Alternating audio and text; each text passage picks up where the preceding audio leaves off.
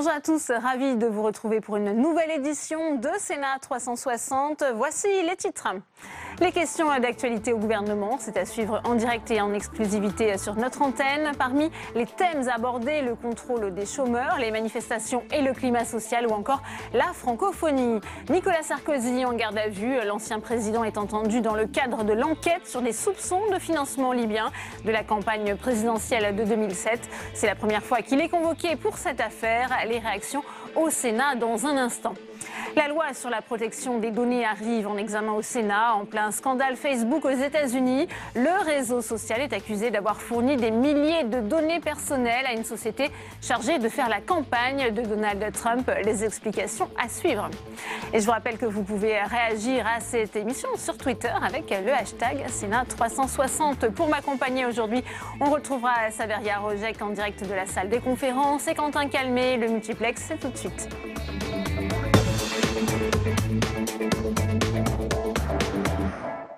Mais avant de développer tous ces titres, direction l'hémicycle où on retrouve aujourd'hui Quentin Calmet. Bonjour Quentin, le Sénat vient de donner son feu vert au projet de loi pour un État au service d'une société de confiance. C'est dans ce texte que se trouve le dispositif concernant le droit à l'erreur. Oui, tout à fait Delphine. Le vote solennel sur l'ensemble du texte qui vient d'être proclamé dans l'hémicycle.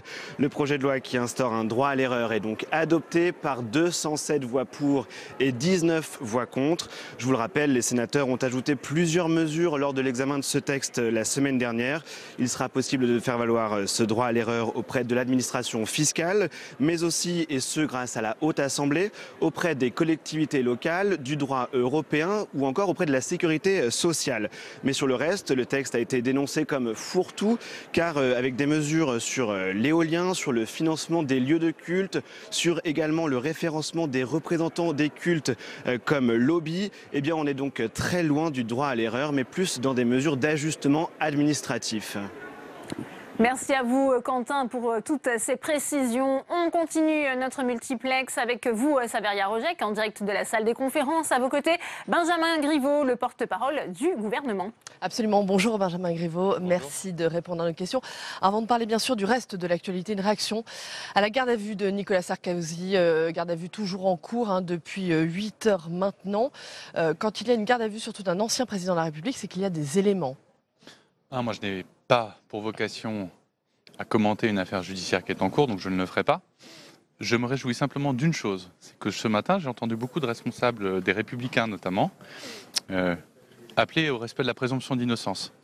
J'aimerais souligner qu'ils ont fait de grands progrès, puisque certains d'entre eux ont appelé à la démission de Nicolas Hulot, de Gérald Darmanin il y a encore quelques semaines, mettant et foulant au pied la présomption d'innocence. Je suis heureux qu'ils aient retrouvé la raison. Est-ce que la droite a quelque chose à se reprocher dans le financement de la campagne de 2007 ? Ce sera à la justice d'en décider et de déterminer les circonstances de financement de cette campagne. Un autre sujet maintenant, la semaine sociale chargée, bien sûr la mobilisation de jeudi. Anne Hidalgo, la maire de Paris, a lancé l'idée de la gratuité dans les transports publics. Paris, c'est un sujet qui vous intéresse, on le sait. Cette idée de gratuité, elle n'a aucun sens ? C'est pas que ça n'a aucun sens, mais la gratuité, c'est une vision de l'esprit, puisque rien n'est jamais gratuit. Il y a des services publics qui sont gratuits comme l'éducation, mais ils sont financés par des impôts, par des taxes. Et donc l'idée qu'on peut avoir un service demain rendu gratuitement sans que ça coûte rien à personne est une idée assez fausse. Ça ne veut pas dire qu'on ne doit pas s'interroger sur les nouveaux modes de transport, sur les nouvelles mobilités, sur comment on peut accompagner les personnes pour qu'ils prennent moins la voiture et plus les transports en commun. Mais c'est une démarche globale. Là, c'est un peu électoraliste. À 2 ans de l'élection, ça va finir par se voir. Électoraliste, on retiendra le mot. Alors justement, cette mobilisation de jeudi, est-ce que vous craignez, le gouvernement, une coagulation des mécontentements? Est-ce que ça peut être le point de départ, bien sûr, d'un grand conflit social contre les réformes que vous défendez? Nous, ce que nous craignons, c'est l'immobilisme dans le pays. C'est finalement ce qui a fait beaucoup de mal à notre pays depuis 30 ans. À savoir que les décisions, parfois difficiles, parfois courageuses, elles ont toujours été repoussées, se disant que les prochains le feraient à la place des gouvernements en place. Eh bien, nous verrons, nous sommes évidemment attentifs, nous sommes à l'écoute. Je rappelle que sur le nouveau pacte ferroviaire, 70 réunions de travail sont encore prévues avec Elisabeth Borne et les partenaires sociaux pour trouver des points d'accord et pouvoir inscrire dans la loi les avancées qui seront discutées. Quelle que soit la taille de la mobilisation jeudi, le gouvernement tiendra? L'objectif, c'est de transformer le pays. C'est le mandat que nous avons reçu du peuple français et c'est le mandat que nous comptons mener à son terme. Les défenseurs des services publics, certains disent qu'ils seront dans la rue. Ils sont aussi au gouvernement puisque c'est au gouvernement que nous défendons les services publics Très et bien, notamment le service public est-ce que vous ferroviaire. serez vigilant sur la mobilisation de jeudi? Nous serons évidemment vigilants, nous écoutons ce que les Français ont à dire, mais nous sommes aussi extrêmement déterminés à conduire la réforme que nous avons engagée. Un dernier mot très rapidement sur la réforme des institutions, un sujet qui intéresse beaucoup ici les sénateurs. Édouard Philippe a remis hier ses conclusions au chef de l'État, Emmanuel Macron. Est-ce que le bras de fer avec le Sénat, il est inévitable? Mais moi je ne crois pas qu'il faille parler de bras de fer ou de guerre, de tranchées ou autre. On est en train de réorganiser la vie démocratique de notre pays. Quand on a des gens qui ne se rendent plus aux urnes, quand certains se réfugient soit dans l'abstention, soit dans des votes extrêmes, quand des partis ne sont pas ou peu représentés dans nos assemblées, et on doit s'interroger et se dire que peut-être on a besoin d'une nouvelle respiration démocratique et de remettre un peu d'oxygène dans un air qui était devenu parfois irrespirable. Très bien, merci beaucoup. Merci d'avoir répondu à nos questions en direct. Merci. Merci Saveria pour cette première réaction. Et vous en parliez à l'instant, Nicolas Sarkozy a donc été placé en garde à vue dans le cadre de l'enquête portant sur les soupçons de financement libyen de sa campagne. Le groupe LR du Sénat, qui recevait ce matin Laurent Wauquiez, préfère ne pas commenter. Jérôme Rabier. Le placement en garde à vue de Nicolas Sarkozy n'était pas le sujet de conversation préféré des sénateurs LR ce matin. Il y a ceux, majoritaires, qui préfèrent ne pas en parler. Donc pas de commentaires. Ceux qui assurent le service minimum. Je crois qu'on est dans une affaire de justice. Respectons la présomption d'innocence et laissons la justice faire son travail. Et ceux qui défendent coûte que coûte Nicolas Sarkozy en s'interrogeant sur l'agenda choisi au moment où l'ancien chef de l'État multipliait les apparitions publiques. Ça tombe bizarrement. Ça tombe peut-être à point pour des gens qui veulent le faire éteindre. Mais Nicolas Sarkozy, c'est un homme de résistance. Et plus on l'attaque, plus il résiste. Donc, faisons attention. Ce n'est pas le président du parti, Laurent Wauquiez, qui nous en dira davantage. Aucun commentaire et consigne de maintien à distance des journalistes pour celui qui est un des successeurs de Nicolas Sarkozy à la tête de la droite. Un communiqué laconique du parti affirme que les Républicains apportent leur plein et entier soutien à l'ancien président de la famille politique, rappelant que la présomption d'innocence prévaut pour tous les citoyens. Et on retourne à la salle des conférences pour une nouvelle réaction à ce placement en garde à vue de Nicolas Sarkozy. Saveria Rojek, vous êtes avec l'ancien ministre, le sénateur LR, Gérard Longuet. Bonjour Gérard Longuet, merci Bonjour. de répondre à nos questions. Une réaction après la garde à vue de Nicolas Sarkozy, une garde à vue qui est toujours en cours. Quand il y a une garde à vue, c'est qu'il y a des éléments, surtout quand on parle d'un ancien président de la République. Pas du tout. C'est une Pas du procédure. tout, aucun. Non, mais vous savez, Nicolas Sarkozy a fait l'objet, et il n'est pas le seul homme politique, de très nombreuses poursuites, de très nombreuses mises en examen qui ont toutes abouti à cet instant à des non-lieux. La garde à vue, c'est une procédure que le juge d'instruction peut utiliser et qui a pour objet, en quelque sorte, de préserver les éléments d'information pour éviter que telle ou telle personne puisse communiquer. Nous avons affaire à des faits qui ont plus de 11 ans, qui sont parfaitement connus à travers les médias et la presse, et pour lesquels il y a sans doute rien à apprendre de plus. Monsieur Nicolas Sarkozy, le président Sarkozy peut être entendu, il pouvait être entendu sans cette forme toute particulière qui s'adresse, en effet, comme vous l'avez dit, dans le feu de l'action d'une procédure judiciaire, à un présumé délinquant dont on se dirait qu'il peut fuir la justice ou cacher des éléments. Tel n'est pas le cas de Nicolas Sarkozy. Qu'est-ce que vous êtes en train de nous dire? C'est un abus de pouvoir, cette garde à vue? C'est en tous les cas, dans la forme... Un abus de pouvoir des magistrats? C'est un abus de méthode. Si vous voulez, il faut que qu'un homme soit entendu, qu'un homme politique, qu'un ancien président soit entendu, pourquoi pas. Il pouvait l'être par une simple convocation. Je n'imagine pas un seul instant qu'un président de la République qui a été élu au suffrage universel par la majorité des Français se fût dérobé à une convocation d'un juge. C'est donc une forme excessive au regard de la personnalité même de Nicolas Sarkozy. Gérard Longuet, sur le fond de l'affaire, est-ce que la droite a quelque chose à se reprocher dans le financement de la campagne de 2007? D'abord, la droite, ça n'existe pas. Les électeurs... L'UMP, aujourd'hui les Républicains. Non, l'élection de 2007, à l'élection de 2007, les comptes ont été vérifiés par la commission compétente. Ils ont été reconnus. Peut-être y a-t-il eu des rectifications. À aucun moment, il n'y a une trace quelconque d'un usage considérable d'argent étranger, fût-ce libyen, fût-ce de n'importe quel pays. C'est à cet instant, pour la campagne présidentielle, jamais établi. Il n'y a pas le début d'un commencement de preuves de dépenses en argent. Il y a des témoignages devant la justice, devant les magistrats. Que des gens fassent de l'argent en se servant du prétexte politique, c'est possible. Et ça a malheureusement toujours existé.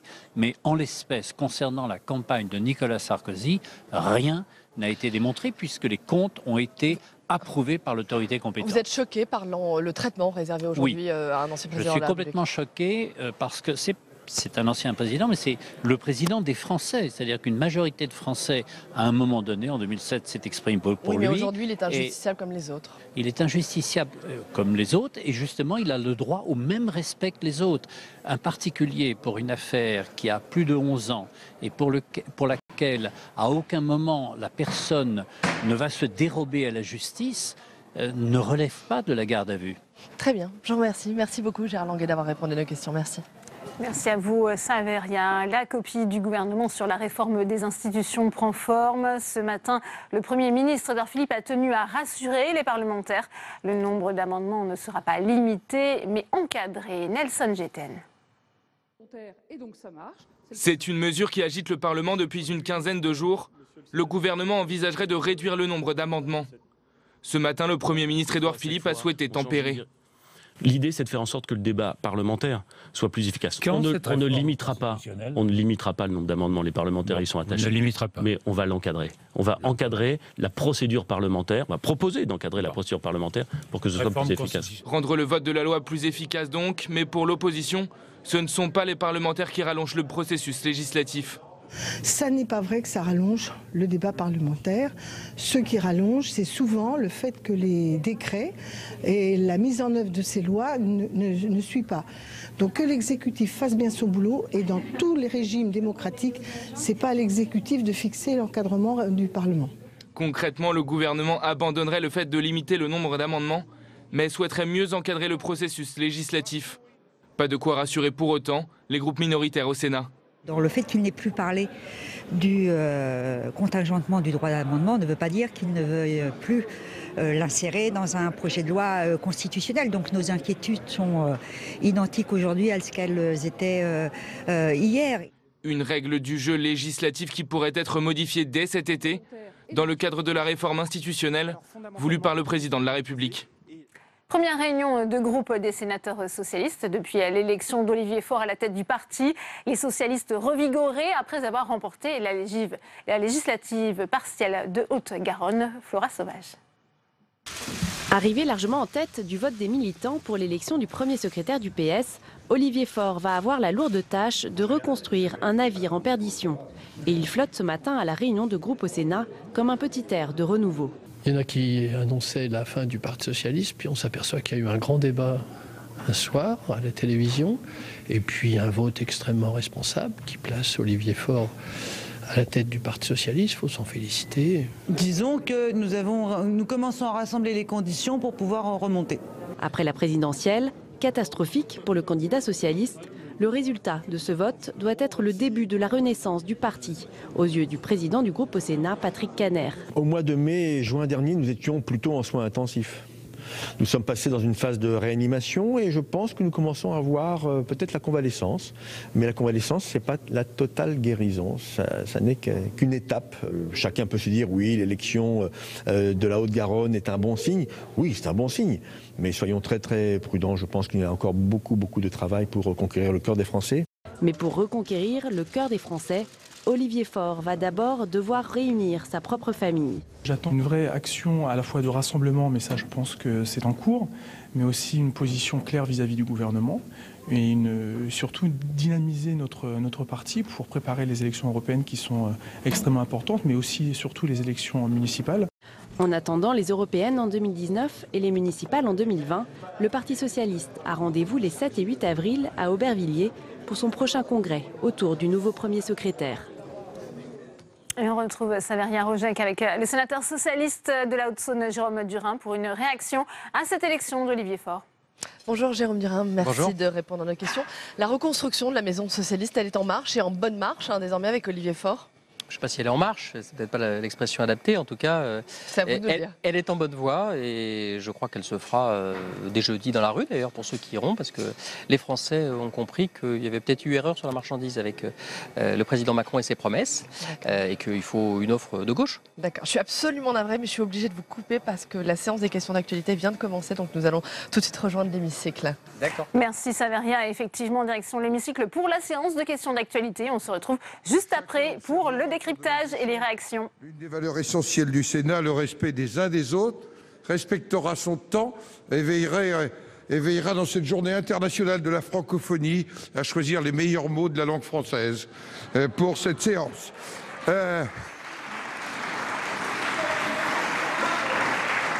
La parole est maintenant à notre collègue Françoise Laborde pour le groupe du Rassemblement démocratique et social européen et pour 2 minutes.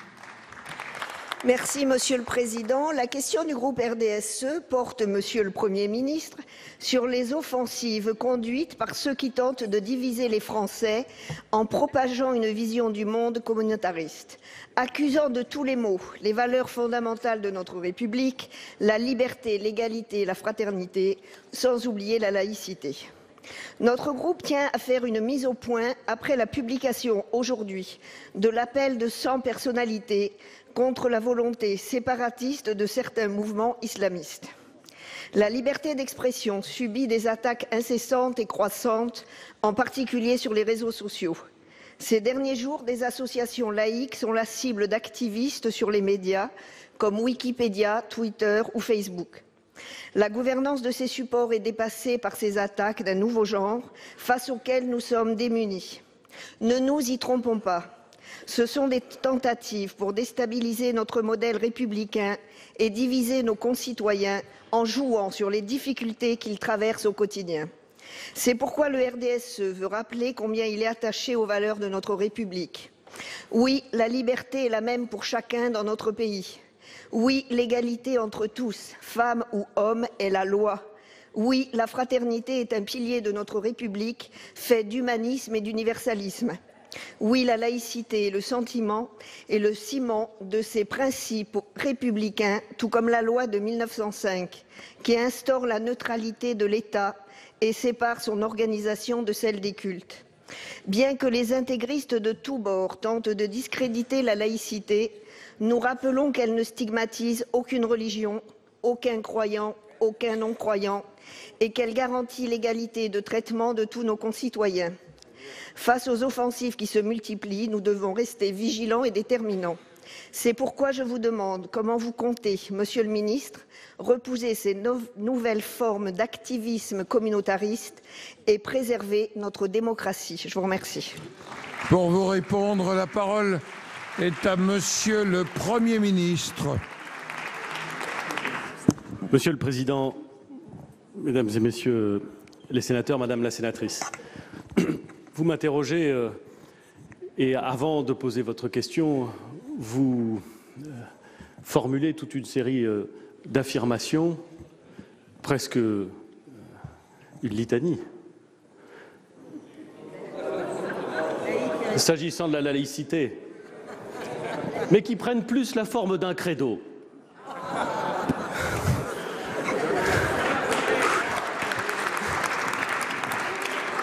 Eh bien, Madame la sénatrice, je partage votre credo.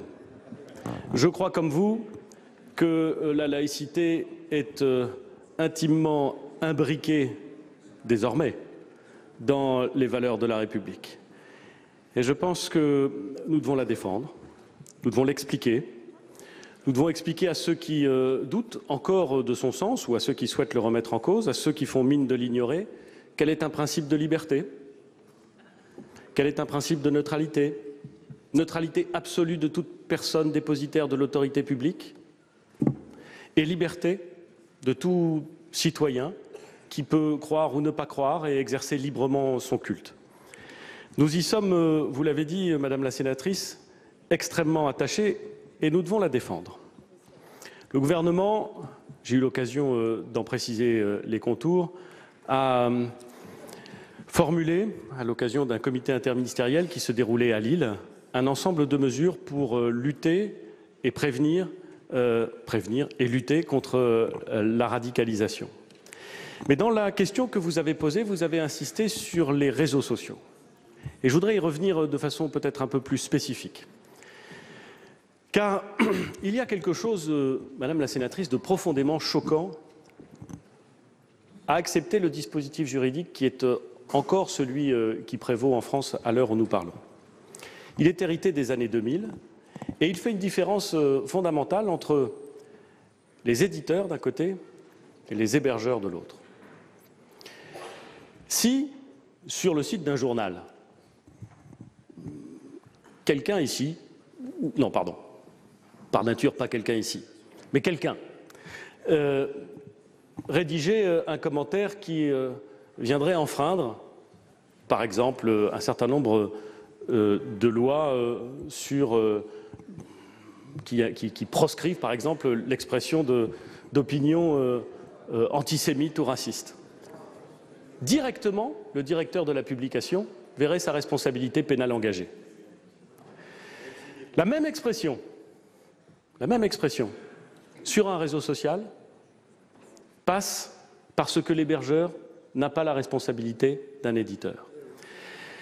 Et je vais vous dire, Madame la sénatrice, il y a quelque chose de profondément choquant à ce que les réseaux sociaux soient en mesure de faire en sorte que, par exemple, la diffusion en direct d'un match de football n'ait pas lieu. Facebook sait très bien éviter qu'on ne retransmette pas sur les réseaux sociaux un match de football en direct parce qu'il sait qu'il y aurait des problèmes ensuite avec les ligues de football. Et par contre, nous ne sommes pas suffisamment en mesure de garantir que des contenus racistes, antisémites, puissent être retirés assez rapidement. Eh bien, c'est ce sur quoi nous voulons travailler, ce que nous voulons changer. Le président de la République s'est engagé en la matière. Nous voulons faire en sorte que ces écrits, que ces délits puissent être constatés et sanctionnés. Nous voulons faire en sorte qu'ils puissent être retirés rapidement, sans délai, des réseaux sociaux. Et nous avons indiqué que nous étions prêts, entre le statut d'éditeur et le statut d'hébergeur, à travailler avec nos partenaires européens pour créer un troisième statut qui responsabiliserait beaucoup plus les réseaux sociaux afin d'éviter cette espèce d'impunité délétère, cette sensation d'anonymat qui fait que tout peut être écrit sur ces réseaux sociaux. Voilà les éléments que je voulais porter à votre connaissance, Madame la sénatrice. Merci. Monsieur le Premier ministre, la parole est de notre collègue Pascal Salvodelli pour le groupe communiste républicain citoyen et écologiste. Pardon. Merci, Monsieur le Président. Monsieur le Président, Madame la Ministre. Ce matin, j'ai eu le plaisir d'apprendre que votre gouvernement va encore prendre une mesure, alors là vraiment très courageuse et engagée vers le progrès social. Une mesure qui va enfin mettre un terme à la précarité de l'emploi et à la situation terrible de celles et ceux qui en sont privés. J'ai appris ce matin, Madame la Ministre, que vous alliez renforcer les contrôles et les sanctions à l'égard des chômeurs. Quelle audace! Mais vraiment, quelle audace! Il faut en avoir du courage politique pour s'attaquer ainsi aux catégories les plus fragiles de la population. Les cas de fraude qui requièrent, selon vous, que l'on triple les effectifs de contrôle concernent près de 5% des prestations versées et 0,4% des demandeurs d'emploi. Un véritable fléau, assurément. Surtout en comparaison aux 60 ou 80 milliards de fraude fiscale, sans compter toutes les techniques d'optimisation que les grandes entreprises et hautes fortunes de ce pays mettent en œuvre grâce à leurs avocats spécialisés. Avec vous, Madame la Ministre, toute personne qui n'acceptera pas n'importe quel travail, même précaire, sous-payé, à 1 heure de chez lui, devra être radié, alors que les employeurs, eux, ont un droit à l'erreur, une fiscalité avantageuse et un pouvoir renforcé dans l'entreprise. Pour appuyer votre mesure, le patronat nous dit que certains secteurs manquent de main-d'œuvre, mais jamais sans remettre en question les conditions de travail et les salaires proposés. Évidemment, pas de mépris de classe, pas de culpabilisation des privés d'emploi, dont ce simple qualificatif est déjà en lui-même stigmatisant. D'autant que, rappelons-le, une personne qui perçoit des indemnités chômage est une personne qui a cotisé pour avoir ce droit. Un droit, Madame la Ministre. Les grandes fortunes de France et les résultats du CAC 40 n'ont jamais été aussi opulents. et ont toujours demandé aux mêmes de faire des efforts. Donc ce matin, Madame la Ministre, vous avez dit l'intelligence n'est pas interdite. Eh bien, je vous dis, ce ne sont pas les chômeurs qu'il faut battre, c'est le chômage. C'est simple et c'est basique. Pour vous répondre, la parole est à Madame la Ministre du Travail. Vous avez la parole pour 2 minutes, Madame la Ministre. Monsieur le Président, Monsieur le Sénateur Salvodelli, Mesdames et Messieurs les Sénateurs, comme le Président nous y a invités, je voudrais prendre une approche plus littéraire ou philosophique. 5 secondes avant de répondre très directement à votre question. Nos devoirs, ce sont les droits que les autres ont sur nous. C'est pas un Français qui l'a écrit, c'est Frédéric Nietzsche. Et je pense que ça, toute l'Europe enrichit la langue française et la philosophie française. Alors non, ce que vous dites est faux, Monsieur le Sénateur. Ce qui stigmatise les chômeurs, ce n'est pas ce que vous dites. D'abord, c'est qu'ils ne parviennent pas assez, faute d'accompagnement précoce, à pouvoir trouver un emploi, même quand le chômage repart. C'est pour ça que nous allons investir 15 milliards dans la formation des demandeurs d'emploi. C'est pour ça que Pôle emploi va mettre en place, à titre expérimental, un journal de bord qui permettra que les conseillers de Pôle emploi, au lieu de passer beaucoup de temps à vérifier les actes de recherche des demandeurs d'emploi, vont pouvoir passer plus de temps à les conseiller de façon personnalisée. Ce qui les stigmatise, c'est une règle bureaucratique qui existe aujourd'hui, où effectivement, l'offre raisonnable d'emploi aujourd'hui, on exige sur n'importe quelle personne, quelle que soit sa situation, que ce soit une femme seule avec 3 enfants et qui a le matin doit emmener un enfant à la crèche, que ce soit une personne en zone rurale qui n'a pas de mobilité, où il n'y a pas de transport en commun et qui n'a pas de permis, on exige les mêmes choses. Ça ne marche pas. Et ce qu'on va faire demain, c'est aussi lutter contre une autre stigmatisation que vous connaissez très bien, parce que les entreprises et les demandeurs d'emploi le disent. Aujourd'hui, la toute petite minorité de demandeurs d'emploi qui non seulement ne fait pas d'acte positif de recherche d'emploi, mais n'en cherche pas, même quand c'est qualifié et quand c'est bien payé, eh bien ces personnes-là, elles nuisent à toute l'image des chômeurs, c'est eux qui les stigmatisent, et ça décourage les employeurs, ça décourage les autres salariés. Alors oui, nous allons faire quelque chose d'équilibré, plus d'accompagnement, plus de contrôle, ça sera plus juste et plus efficace. Merci Madame la Ministre. La parole est à notre collègue Rachid Temal pour le groupe socialiste et républicain. Vous avez la parole. Merci Monsieur le Président. Ma question s'adresse au Premier ministre. Monsieur le Premier ministre, le 22 mars prochain, date ô combien symbolique pour un président qui souhaitait fêter mai 68. Le 22 mars sera une journée de mobilisation pour le service public, pour un service public de qualité. J'y participerai avec mes collègues aux côtés d'usagers, de personnels des entreprises, notamment de transport, et des élus. Cette mobilisation exprime des crispations et des inquiétudes chez nos concitoyens.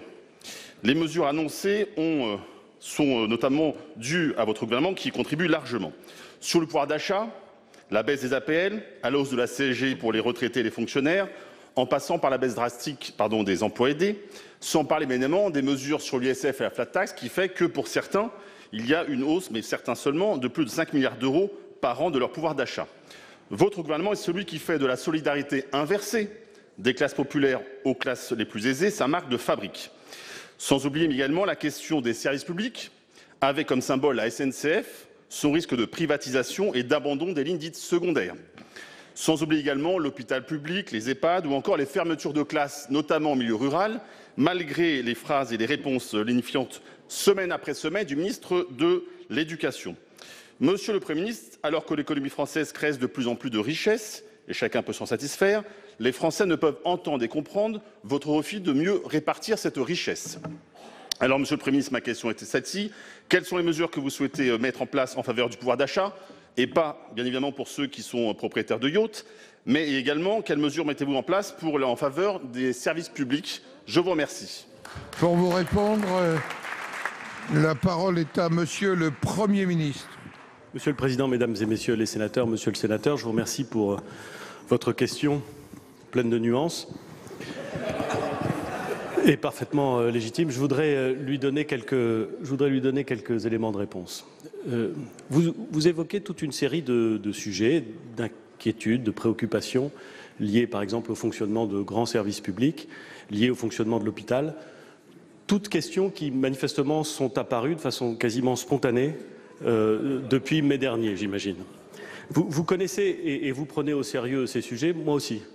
Et je sais que si l'hôpital va mal aujourd'hui, ça n'est pas parce que depuis mai, nous aurions pris des décisions, c'est probablement parce que depuis trop longtemps, des décisions n'ont pas été prises.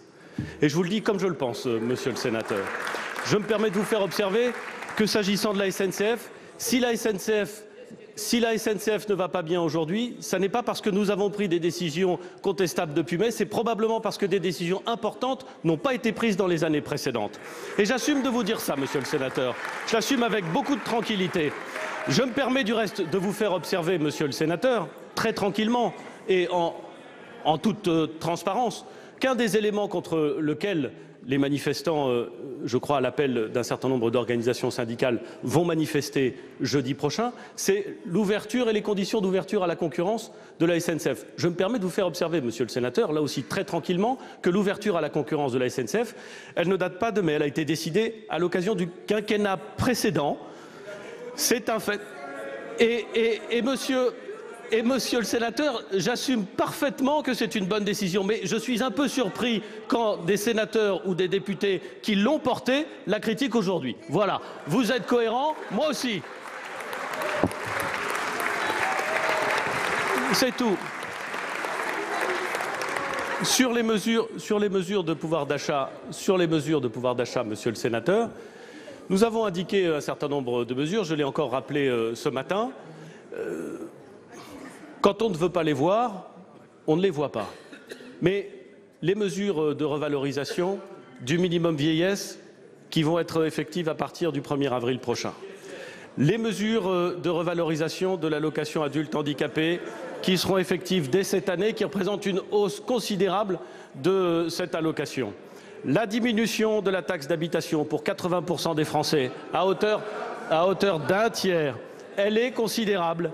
Et oui, vous pouvez ne pas vouloir la regarder, mais elle est là. Et toutes ces mesures, y compris d'ailleurs la baisse et la disparition des cotisations salariales qui va venir augmenter le pouvoir d'achat des actifs, toutes ces mesures sont des mesures de pouvoir d'achat. Et elles sont justifiées par une philosophie simple que nous assumons, celle que le travail doit payer. C'est cette ligne que nous poursuivons, c'est cette ligne que nous assumons aujourd'hui et demain avec cohérence, une cohérence à laquelle, monsieur le sénateur, j'invite tout le monde. Monsieur Rachid Temal. Effectivement, le Premier ministre, vous êtes tout en nuances. Sur l'ISF, je n'ai pas entendu votre réponse, ni sur la flat tax. Sur le budget insincère, la campagne qui a été menée, vous voyez bien que maintenant les rentrées fiscales sont là. Donc, encore une fois, sur les retraités, sur l'ISF, les Français contestent votre politique. Donc, pouvez-vous nous expliquer maintenant que vous faites pour le pouvoir d'achat? Manifestement, ils ne vous croient pas. Merci. La parole est à notre collègue Jean-Pierre Decool pour le groupe Les Indépendants, République et Territoires. Monsieur le Président, Mesdames et Messieurs les ministres, mes chers collègues, ma question s'adresse à Monsieur le ministre de la Transition énergétique et solidaire, représenté par Monsieur le secrétaire d'État chargé des relations avec le Parlement. Monsieur le ministre, plus de 12 millions de Français, c'est-à-dire un Français sur 5, souffrent de précarité énergétique. Jeunes et étudiants, retraités ou familles monoparentales, ils vivent parfois dans de véritables passoires thermiques et consacrent 10% de leurs revenus aux dépenses énergétiques. Face à cette situation alarmante, les gouvernements successifs se sont mobilisés. Depuis le 1er janvier, un chèque énergie est proposé aux ménages dans le besoin pour les aider à payer leurs factures, remplaçant ainsi les tarifs sociaux de l'énergie. Le montant de ces chèques s'élève en moyenne à 150 € par an. Or, certains locataires paient jusqu'à 320 € par mois pour maintenir la température de leur logement à 18 degrés. Le plan quinquennal de rénovation thermique de 500 000 logements par an à compter de 2017 vise à améliorer la situation économique et sanitaire de ces foyers. Mais quand bien même ces engagements seraient tenus, ils s'appuient dans le parc privé sur des mécanismes volontaristes de crédit d'impôt, de prêts et de certificats d'économie d'énergie. Une question reste ouverte. Les citoyens les plus vulnérables, les plus jeunes, les retraités, les familles monoparentales mobiliseront-ils volontairement ces aides? Monsieur le ministre, je souhaite attirer votre attention sur la responsabilité sociétale des acteurs privés du secteur de l'énergie dans la détection et l'accompagnement des foyers énergétiquement précaires. En effet, les opérateurs privés de distribution d'énergie ont effectué plus de 300 000 interruptions ou résiliations de fourniture d'électricité ou de gaz en 2016. Ces mêmes opérateurs déploient des compteurs communicants dits intelligents sur l'ensemble du territoire et sont détenteurs d'une manne de données de consommation qui pourraient valoriser dans le cadre de la lutte contre la précarité énergétique. Qu'en est-il de l'implication de ces entreprises assurant une mission de service public dans la prévention, la détection et l'accompagnement de ces foyers en difficulté? Je vous remercie. Pour vous répondre, la parole est au secrétaire d'État en charge des relations avec le Parlement, Monsieur Christophe Castaner. Vous avez la parole. Merci, Monsieur le Président, Mesdames, Messieurs les sénateurs, Monsieur le sénateur Decool. Je crois qu'ici, sur tous les bancs, chacun sait l'importance du sujet que vous avez abordé. Chacun le sait parce que tous les gouvernements, depuis de longues années, se sont mobilisés, étape par étape, pour lutter contre ce fléau lié à la précarité énergétique. Parce que c'est un fléau. C'est un fléau à la fois social, parce qu'effectivement, ce sont les plus fragiles qui, quelquefois, doivent mobiliser jusqu'à 30% de leurs revenus pour pouvoir se chauffer. Et qui, du coup, renoncent à se chauffer. Et aujourd'hui, près de 12 millions de Français souffrent de cette précarité énergétique et ne sont pas en mesure de se chauffer correctement. 5 millions de foyers, 12 millions de Français, on voit comment l'effort qu'il convient de faire est important, il est essentiel aussi. Et c'est aussi, si c'est un sujet social, un sujet environnemental. Et donc il est essentiel que nous puissions agir sur les deux niveaux, et c'est un sujet environnemental quand nous savons par exemple que 19% des émissions des gaz à effet de serre sont liées au bâtiment. Et c'est parce que ce sont deux enjeux fondamentaux, un pour l'environnement, un pour chacune et chacun des Français qui souffrent de la précarité énergétique, qu'il nous faut, sur ces sujets, se mobiliser. Dans l'urgence, et vous l'avez rappelé, le premier niveau d'action, c'est celui du chèque énergie, qui va bénéficier, et ça pourra compléter la réponse du Premier ministre juste avant, à 4 millions de Français, qui vont recevoir dans quelques jours un chèque d'un montant moyen de 150 € pour régler leur facture d'énergie. L'expérience était tentée dans 4 départements. Nous avons décidé qu'elle soit généralisée à l'ensemble du territoire. Le deuxième axe, ce sont les travaux d'isolation, et vous l'avez dit. Et pour cela, il faut révolutionner notre façon d'agir, mobiliser l'ensemble des acteurs, y compris les opérateurs producteurs d'énergie, avec un seul objectif, mieux cibler, mieux sensibiliser, mieux orienter et mieux financer. Et effectivement, vous avez raison, notamment avec les sources d'information dont disposent les opérateurs, il faut que nous puissions tous ensemble, avec les collectivités locales qui jouent un rôle majeur à travers le guichet unique que nous voulons mettre en place, faire en sorte qu'on puisse apporter des réponses au cas par cas, adaptées à la situation de chacun. Je vous remercie. Merci, Monsieur le Ministre. La parole est à notre collègue André Reichardt.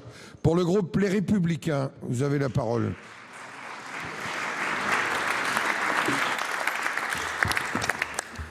Monsieur le Président, Mesdames, Messieurs les ministres, mes chers collègues, ma question s'adresse à Monsieur le ministre de l'Europe et des Affaires étrangères. La ville kurde d'Afrin, au nord de la Syrie, est tombée dimanche aux mains des Syriens, des forces turques, et de leurs alliés. Afrin était encerclée depuis mardi, 250 000 habitants ont fui et une fois de plus, c'est à une véritable catastrophe humanitaire que l'on a assisté. Le résultat, in fine, de cette opération militaire turque est double. D'une part, la zone a fait l'objet du nettoyage ethnique que l'on craignait. D'autre part, le combat mené par les Kurdes contre Daesh s'en trouvera bien entendu ralenti. Pire, le président Erdogan a annoncé hier qu'il ne comptait pas en rester là. Son objectif assumé et affiché est de reconquérir la région frontalière pour y remplacer les populations kurdes. La France, jusqu'ici, soutenait les Kurdes syriens dans leur combat contre Daesh. Le président Hollande, en son temps, avait décidé d'intervenir à Kobané, entraînant avec lui les Américains et les forces de la coalition. La France était alors sans ambiguïté aux côtés des Kurdes, combattant bien seul au départ contre le terrorisme islamique, et on l'a oublié. La discrétion du président Macron tout au long de cette peu banale opération militaire turque correspond-elle, Monsieur le ministre, à un renversement de stratégie? Les Kurdes seraient-ils soudain devenus aux yeux de la France des terroristes alors qu'ils étaient hier nos alliés? Et quel message la France envoie-t-elle au monde en se révélant incapable de venir en aide à ses alliés alors même que ceux-ci ont besoin de nous? Pour l'avenir, Monsieur le ministre, et c'est ma dernière question, que compte faire la France si, au lieu de se retirer des territoires occupés, comme nous l'a encore annoncé en commission des affaires européennes la semaine dernière l'ambassadeur turc, l'armée turque étend ces opérations à d'autres régions kurdes? Je vous remercie de votre réponse. Pour vous répondre, la parole est à Madame la ministre en charge des Affaires européennes. Vous avez la parole. Monsieur le Président, Mesdames et Messieurs les sénateurs, Monsieur le sénateur André Reichardt, la chute d'Afrine dimanche, après 2 mois d'offensive turque, marque une nouvelle escalade dans la tragédie que connaît la Syrie. Vous l'avez dit, Monsieur le sénateur, c'est un nouveau coup porté à une situation humanitaire déjà catastrophique. Des dizaines de milliers de personnes sont déplacées. Ceux qui restent se trouvent dans une situation critique, privés d'eau, privés d'électricité, privés de secours. C'est aussi un coup porté, et vous l'avez également dit, Monsieur le sénateur, à la campagne contre Daesh, à laquelle les forces démocratiques syriennes ont apporté une contribution décisive. La France en a pleinement conscience, la France ne l'oublie pas. Leurs capacités doivent être préservées. Daesh n'est toujours pas vaincu en Syrie. C'est enfin un coup porté à la trêve humanitaire décidée par la résolution 2401 du Conseil de sécurité qui exige une cessation des hostilités sur l'ensemble du territoire syrien. La position de la France est constante. Les préoccupations de la Turquie concernant la sécurité de sa frontière ne doivent pas la conduire à une implantation militaire dans la profondeur du territoire syrien. Nous ne ménageons pas nos efforts pour une désescalade des tensions dans le nord de la Syrie. Dans l'immédiat, la Turquie doit aussi assumer ses responsabilités, faire cesser les pillages et les violences, empêcher l'implantation des groupes radicaux et assurer leur libre retour dans des conditions de sécurité satisfaisantes de la population civile déplacée. Il faut aussi qu'une gouvernance représentative de l'ensemble des composantes de la société locale et de leurs aspirations soit mise en place. Je le répète, seule une solution politique inclusive, c'est-à-dire incluant aussi les Kurdes, est à même d'assurer la stabilité de la Syrie et la sécurité de ses voisins, dont la Turquie. La parole est à notre collègue Alain Cazabonne pour le groupe de l'Union centriste pour 2 minutes. Monsieur le Président, Monsieur le Premier ministre, Mesdames, Messieurs les ministres, chers collègues, ma question s'adresse à Bruno Le Maire, ministre de l'Économie et des Finances, et est relative à l'avenir de l'usine Ford à Blanquefort. Vous le savez, la Ford Motor Company a annoncé le 27 février qu'elle renonçait à confier à Ford Aquitaine Industries la fabrication d'une nouvelle transmission automatique à 8 vitesses, ce qui aurait donné du travail aux salariés pendant plusieurs années. Ce bassin d'activité, vital pour la Gironde et la métropole bordelaise, est donc menacé de fermeture dès 2019. Cette fermeture, c'est près de 1 000 emplois directs et 4 000 emplois indirects. Le groupe Ford a perçu des millions d'euros d'aides publiques, notamment 14 millions lors de la signature de la dernière convention. Monsieur le ministre, j'ai bien noté que vous avez alors immédiatement réagi à cette désastreuse annonce et que vous avez reçu différents responsables politiques ainsi que les représentants des syndicats. À la suite de ces rencontres, vous avez annoncé que vous alliez recevoir le directeur de Ford Europe et mettre en place un groupe de travail restreint, et ce, dans le but, et je vous cite, de maintenir l'activité. Monsieur le ministre, toute la Gironde et la région Nouvelle-Aquitaine sont fortement mobilisées pour que Ford Blanquefort perdure. Une grande manifestation est prévue d'ailleurs dans les prochains jours. Ainsi, ma question est la suivante. Où en est votre groupe de travail restreint? Quelles propositions comptez-vous faire pour que Ford tienne ses engagements signés lors de la dernière convention, à savoir maintenir l'activité sur le site ou respecter l'obligation de trouver un repreneur? Je vous remercie. Pour vous répondre, la parole est à Madame Génie Stéphane, secrétaire d'État auprès du ministre de l'Économie et des Finances, pour 2 minutes, Madame la Ministre. Oui, merci Monsieur le Président, Mesdames et Messieurs les sénateurs. Monsieur le sénateur Alain Cazabonne, je me permets de répondre à la place de Bruno Le Maire qui se trouve actuellement au G20 en Argentine, mais qui s'est bien sûr occupé très directement du sujet que vous évoquez. Ce sujet est douloureux. En effet, le groupe Ford a annoncé le 27 février dernier sa décision de ne pas investir pour assurer l'avenir du site de Blanquefort, qui compte près de 1 000 salariés. Il s'agit d'une mauvaise nouvelle que nous déplorons. Et Bruno Le Maire a eu l'occasion de le dire au président de Ford Europe. Il a tenu une réunion de crise avec les représentants des salariés et les élus concernés dès le 2 mars. Il a obtenu que Ford maintienne le niveau de charge de l'usine jusqu'à la fin 2019. Il faut mettre à profit ce délai pour chercher des solutions durables pour le site. Pour l'État comme pour les salariés, le premier responsable de la pérennité du site de Blanquefort est le groupe Ford lui-même, qui à ce jour est bénéficiaire. C'est à lui de proposer des solutions permettant d'assurer la pérennité de ce site industriel et de garantir que d'éventuelles restructurations qu'il pourrait mener le soient de manière parfaitement responsable. Il ne faut pas réitérer la mauvaise expérience de 2011, lorsque Ford avait tenté de céder le site à un industriel trop peu solide, puis avait été obligé de le reprendre quelques mois plus tard. Un groupe de travail à haut niveau a été constitué avec la direction de Ford et le délégué interministériel aux restructurations, M. Jean-Pierre Floris. Des comités trimestriels vont se tenir avec les salariés et les élus à l'invitation du préfet. Le 5 avril prochain, M. Jean-Pierre Floris se rendra chez Ford Europe pour discuter de façon très détaillée des mesures qui sont prises pour assurer la tenue de l'engagement de charge jusqu'à fin 2019, et ceci dans les détails les plus techniques et opérationnels. Il pourra également y évoquer les voies de pérennisation du site au-delà de fin 2019. Je vous remercie. Monsieur Casabonne. Merci Madame la Ministre, j'ai bien noté ces engagements.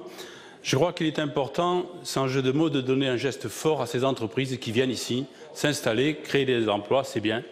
On comprend même qu'elles puissent éventuellement demander des aides en cas de difficulté, mais ce qui est inadmissible, c'est qu'elles n'intègrent jamais dans leurs décisions la casse sociale qu'il y a derrière. Et je crois que tout le monde doit être uni là-dessus pour leur faire comprendre, bienvenue, mais responsable jusqu'au bout. Merci. Merci, mon cher collègue. La parole est à notre collègue Patricia Schillinger pour le groupe La République En Marche et pour 2 minutes. Ma question s'adresse à Madame la ministre des Solidarités et de la Santé. Madame la ministre, jeudi dernier, la Cour de cassation a tranché dans un arrêt le conflit qui opposait un travailleur frontalier exerçant en Suisse à la CPAM de Haute-Savoie. Comme ce travailleur, des milliers de frontaliers de mon département ont été, contre leur gré, attachés au système français d'assurance maladie et connaissent depuis des situations de double affiliation. Alors qu'ils sont contraints de cotiser 2 fois, beaucoup ne bénéficient d'aucune couverture maladie et se voient dans le même temps réclamer des sommes importantes par des services des URSSAF. Aussi, l'arrêt de la Cour de cassation suscite l'espoir de ces travailleurs puisqu'il dispose qu'un frontalier affilié en Suisse ne peut être affilié au régime français et doit être radié s'il en fait la demande, peu importe l'antériorité de son affiliation au régime français. Cet arrêt règle potentiellement des milliers de situations similaires encore pendantes. Aussi, ma question est simple. Madame la ministre, alors que vous avez hérité de cette situation complexe, vous avez l'occasion aujourd'hui de donner l'exemple de la société de confiance dont nous débattions encore la semaine dernière dans notre Assemblée en adoptant le droit à l'erreur. Pour ce faire, entendez-vous tirer dès aujourd'hui toutes les conséquences de l'arrêt de la Cour de cassation en demandant l'abandon immédiat des procédures en cours à l'encontre des travailleurs frontaliers concernés, leur radiation de l'assurance maladie française et le remboursement des cotisations versées indûment au titre de celle-ci? Merci. Pour vous répondre, la parole est à Madame la ministre des Solidarités et de la Santé, Agnès Buzyn. Vous avez la parole. Monsieur le Président, Mesdames et Messieurs les sénateurs, Madame la sénatrice Schillinger, merci pour votre question. Le 15 mars dernier, en effet, la Cour de cassation a rendu cet arrêt concernant la situation de double affiliation de certains frontaliers suisses. La Cour a rejeté le pourvoi formé par la CPAM de Haute-Savoie, considérant notamment, je la cite, que la personne résidant en France qui est affiliée à l'assurance maladie obligatoire en Suisse au titre de l'activité qu'elle exerce dans cet État ne peut être affiliée au régime français ou, en tout cas, affiliée au régime doit en être radiée dès qu'elle le demande, peu importe l'antériorité de son affiliation au régime français. L'accord franco-suisse du 7 juillet 2016 ne prévoyait pas de dispositions relatives à la rétroactivité. Ainsi, une majorité des frontaliers qui se sont affiliés antérieurement à cette date ont saisi les tribunaux des affaires sociales, souhaitant voir leur radiation effective à la date de leur affiliation en Suisse. La Cour de cassation a tranché ces contentieux en leur faveur.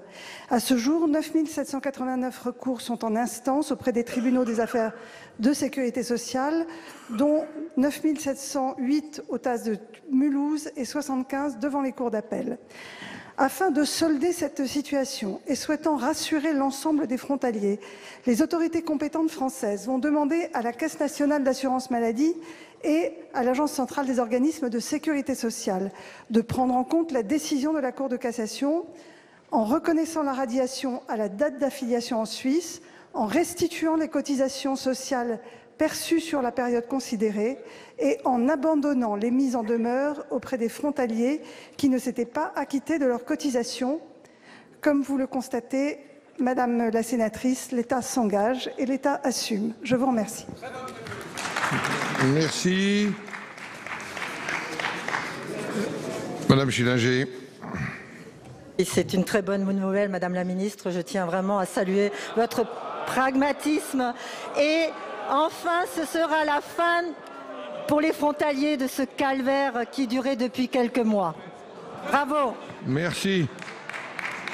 La parole est à notre collègue Michel Meunier pour le groupe socialiste et républicain. Vous avez la parole. Monsieur le Président du Sénat, Monsieur le Premier ministre, Mesdames et Messieurs les ministres, chers collègues, Monsieur le Premier ministre, la France peut s'honorer de la protection dont dispose chaque mineur sur son territoire au nom de l'intérêt de l'enfant. Depuis quelques années, la mission de l'aide sociale à l'enfance assurée par les conseils départementaux évolue. Une part croissante des situations concerne les mineurs non accompagnés. En Loire-Atlantique, leur nombre est passé de 50 en 2012 à près de 500 en 2017. Décuplé en 5 ans, doublé en 1 an, comme au plan national. Cette situation entraîne un fort surcroît d'activité au niveau des services, le premier accueil, l'évaluation de l'âge et de l'isolement des jeunes et bien sûr l'activité du parquet qui statue sur la situation de ces jeunes mineurs est en grande augmentation. Lorsque la minorité et l'isolement sont reconnus, ces jeunes issus de parcours migratoires pénibles, faits d'épreuves d'errance et de souffrance, sont accueillis en vertu de la protection que nous leur devons. À l'automne, votre gouvernement semblait avoir entendu les demandes de soutien exprimées par l'Association des départements de France et le budget 2018 accordait un financement exceptionnel. En janvier, le Conseil national de la protection de l'enfance invitait l'État à prendre la responsabilité de la mise à l'abri et de l'évaluation au titre de ses politiques régaliennes et pour permettre aux départements d'assurer correctement la protection de ces mineurs au nom du droit commun. Lundi dernier, votre négociation avec l'ADF a écarté cette reprise et c'est très regrettable. Pire, ce n'a pas abouti sur la question financière. Les collectivités locales assurent ne plus pouvoir affronter seules cette situation. Comment, Monsieur le Premier ministre, l'État va-t-il répondre enfin pour assumer pleinement les conséquences financières, tant pour la prise en charge de la phase d'accueil de ces mineurs que pour la protection des jeunes reconnus mineurs? Je vous remercie. Pour vous répondre, la parole est à Madame la Ministre auprès du ministre d'État, ministre de l'Intérieur, Madame Jacqueline Gouraud. Merci Monsieur le Président, Mesdames et Messieurs les sénateurs, Madame la sénatrice Michel Meunier. Vous attirez l'attention sur la situation des mineurs non accompagnés dans votre département comme dans tous les autres départements de France et vous avez raison puisque le nombre de personnes reconnues mineurs non accompagnés est passé de 5 000 en 2014 à plus de 8 000 en 2016 et cette tendance se poursuit à la hausse puisque près de 13 000 personnes devraient être déclarées mineures dans le cadre de ce dispositif en 2017. À cela s'ajoute, si vous le permettez aussi, une proportion significative de personnes qui sont reconnues majeures à l'issue de la phase d'évaluation de la minorité et qui est un vrai sujet auquel il faut répondre également. Face à cette situation, l'État a engagé une action déterminée pour garantir la protection des mineurs et vous l'avez rappelé vous-même, qui relève d'engagements internationaux et naturellement, nous sommes très fidèles à ces engagements. Le Premier ministre a annoncé en effet à l'automne dernier que l'État s'impliquerait davantage dans le financement de l'évaluation et de l'hébergement d'urgence des personnes se déclarant mineures jusqu'à ce que leur minorité soit confirmée. Nous travaillons à rendre plus efficace la phase d'évaluation de la minorité, notamment pour les vérifications qui relèvent clairement de la responsabilité de l'État. J'ai assisté moi-même à une réunion chez le Premier ministre qui a reçu les représentants de l'Assemblée des départements de France la semaine dernière. Le dialogue est en cours. Nous avons fait des propositions aussi bien techniques que financières. Le but aussi, et vous avez rappelé une enveloppe d'urgence, je crois qu'il faut essayer de trouver, et c'est l'objectif du Premier ministre, aussi un accord qui soit pérenne. Je vous remercie. La parole est à Madame Catherine Deroche pour le groupe Les Républicains.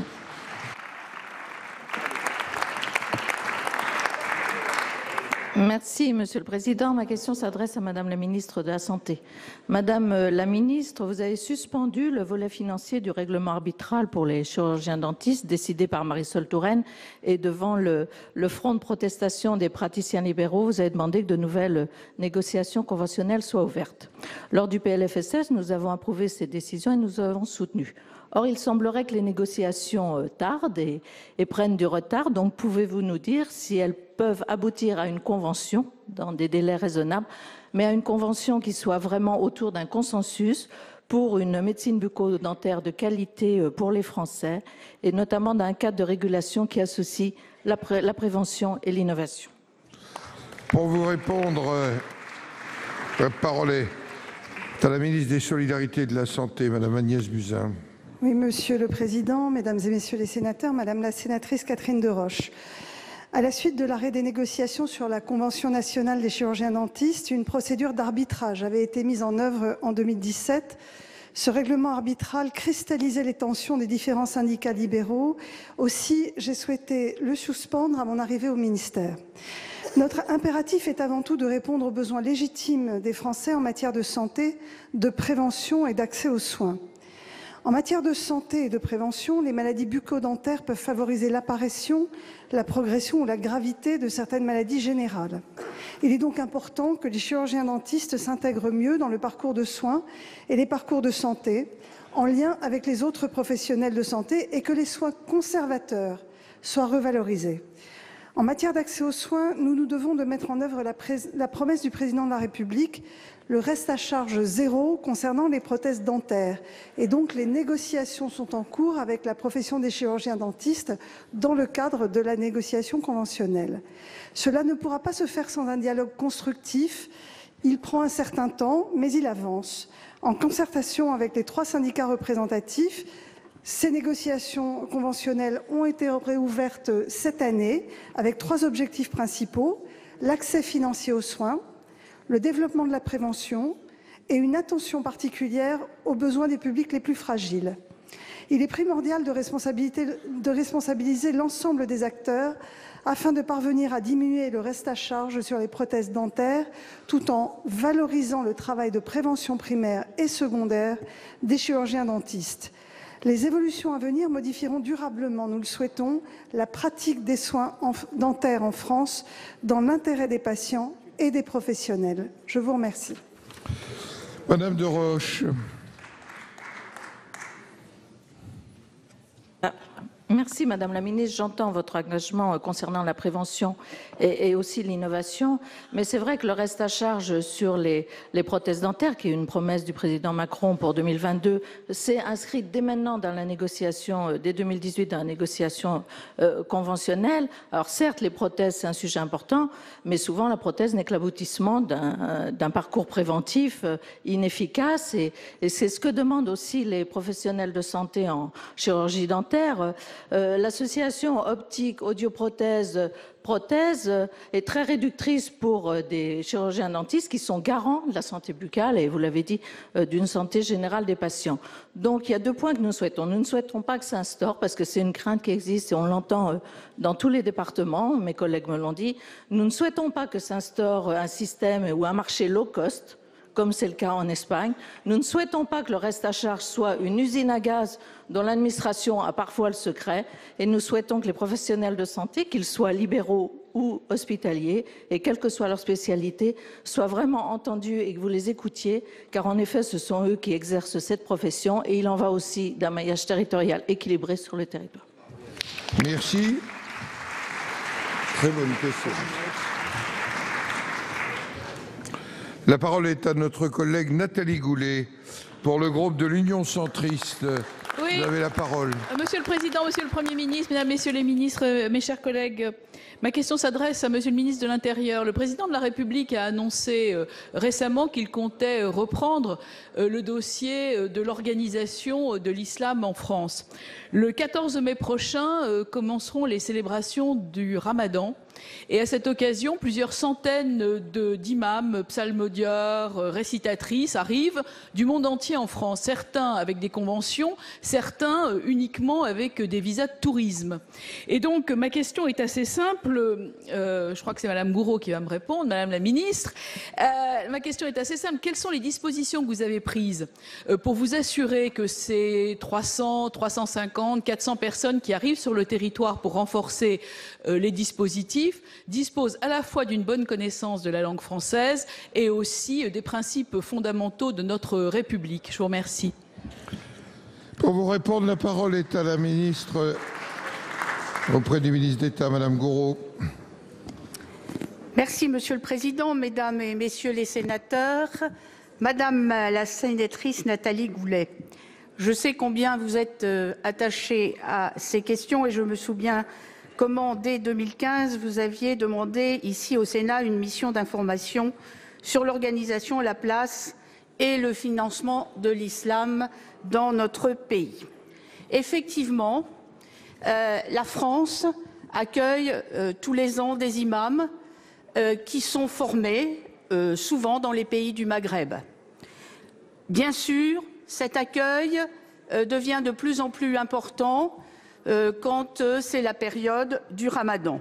Je puis vous assurer, bien sûr, que le ministère de l'Intérieur est très attentif à cette arrivée, que des listes sont fournies au ministère de l'Intérieur, soit de gens qui sont annoncés comme imams, soit par des visas touristiques. Et comment le dire? Aussi simplement qu'il y a un criblage par nos services de police au niveau national. C'est un dispositif qui permet de s'assurer que les imams ont un niveau de formation et qu'ils parlent français. Ceci dit, comme vous l'avez dit tout à l'heure, le président de la République a lancé un chantier sur l'islam de France, dont nous aurons dans quelques semaines, quelques mois, le bilan de la réflexion auprès d'intellectuels, de religieux, etc., qui permettra, et c'est le but aussi, de former les imams en France. D'ailleurs, un certain nombre de gens y réfléchissent aussi au niveau universitaire. Ma collègue, Madame Vidal, s'occupe aussi de ce dossier. Je crois que pour consolider la religion musulmane dans notre pays, dans un esprit, comme cela a été posé par la première question cet après-midi, de laïcité et d'islam de France dans la République, il faut effectivement s'impliquer davantage encore dans la formation des imams. Merci, Madame Goulet. Oui, Madame la Ministre, d'abord, tous les spécialistes savent que la radicalisation ne se fait pas dans les mosquées. La deuxième chose, c'est que nous tardons dans ce phénomène de formation et nous avons eu des recommandations. Nous sommes plus de 50 à avoir signé ici la proposition de loi déposée par André Reichardt en ce qui concerne la formation de l'ensemble des ministres, de l'ensemble des cultes qui figurent sur le territoire, parce que l'égalité devant la loi, ça concerne absolument tout le monde. Nous n'avons absolument pas avancé sur ces sujets, mais alors pas du tout depuis Bernard Cazeneuve preuve est l'instance de dialogue. Et je crois qu'il faut vraiment travailler sur ces questions pour le respect et la sécurité de tout le monde, et notamment de nos concitoyens de confession musulmane, de façon à ce qu'ils puissent exercer leur culte dans les meilleures conditions. Il faut également pouvoir croiser les informations que vous avez avec les services de sécurité de nos alliés et des pays voisins. Également avec les pays européens, nous ne pouvons pas travailler seuls sans croiser les données en ce qui concerne ces questions. Donc je pense que tout le monde est concerné. Je vous remercie de votre réponse et j'espère que nous pourrons avancer sur ces points qui sont absolument fondamentaux. Merci.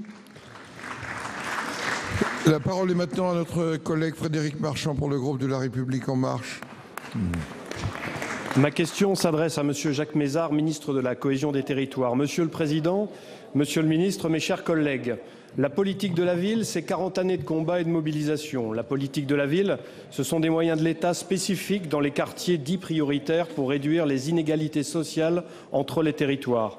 Développement économique, éducation, emploi, rénovation urbaine, cadre de vie sont autant de domaines d'action engagés pour améliorer les conditions de vie de ses habitants. En 40 ans, beaucoup a été réalisé par les gouvernements qui se sont succédés. Les zones d'éducation prioritaires, les missions locales, l'Agence nationale pour la rénovation urbaine, entre autres. Pourtant, le chômage dans ces quartiers reste 2 fois supérieur à la moyenne nationale et le sentiment de relégation est toujours aussi vif. Il est plus qu'évident que la politique de la ville a encore de nombreux défis à relever. Le gouvernement s'est donné comme objectif de réduire de 50% l'écart de taux de chômage entre les quartiers et la moyenne nationale sur 5 ans et d'améliorer de manière générale le cadre de vie des habitants. Des mesures spécifiques ont d'ores et déjà été décidées, la création des emplois francs, le doublement du nouveau programme d'amélioration de rénovation urbaine, le développement des conseils citoyens pour associer davantage la population, le dédoublement des classes de CP en REP+. Mais malgré l'engagement des acteurs de terrain sur le terrain et les progrès réalisés en matière de cohésion sociale, d'emploi, le regard porté sur les quartiers populaires reste encore trop souvent négatif et stéréotypé. Dans mes fonctions antérieures mayorales, j'ai pu mesurer la persistance de ces préjugés. Et si ma commune a bénéficié positivement de la politique de la ville, j'ai aussi constaté les carences de différentes politiques qui se sont succédées. S'il y a eu des formidables succès tels que les plans de rénovation urbaine, s'il y a eu des territoires qui se sont transformés, il y a eu aussi des échecs, des coups d'arrêt. Le défi de la politique de la ville est toujours et encore immense, c'est celui de territoires qui ont concentré toutes les difficultés avec un chômage de masse qui s'y est installé depuis parfois plusieurs décennies. Dans ce cadre, rien n'est plus important que de reconnaître et de valoriser les contributions de la société civile et d'engager une nouvelle étape reposant sur une politique de droit commun de l'État et des collectivités. Depuis plusieurs semaines, élus associatifs et habitants des quartiers enchaînent les groupes de travail. Un important travail de concertation effectué aussi. Monsieur le ministre, à quelques semaines de la remise du rapport Borloo, très attendu, pouvez-vous nous livrer un point d'étape sur la feuille de route qui sera celle du gouvernement et rassurer ainsi les acteurs d'un sujet essentiel pour garantir la promesse républicaine? Bien. Monsieur le ministre de la Cohésion des Territoires, Jacques Mézard. Merci Monsieur le Président, Mesdames et Messieurs les sénateurs, Monsieur le sénateur Marchand. Votre question fait un bilan objectif, réaliste de la situation dans ces quartiers.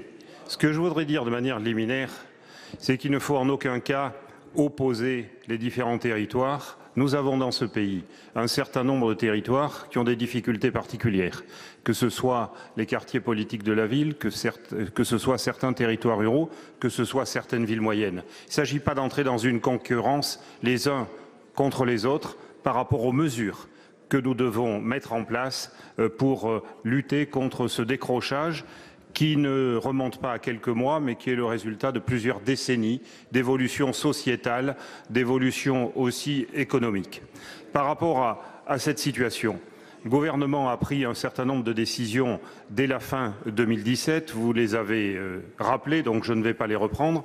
Et puis nous avons demandé sur les quartiers politiques de la ville à Jean-Louis Borloo de se mettre au travail pour réunir un certain nombre de propositions, d'avis, concernant à la fois ce qui remonte des élus, des entreprises, des associations, pour pouvoir finaliser un certain nombre de propositions. De la même manière, nous avons saisi 10 groupes de travail au niveau national pour faire des propositions.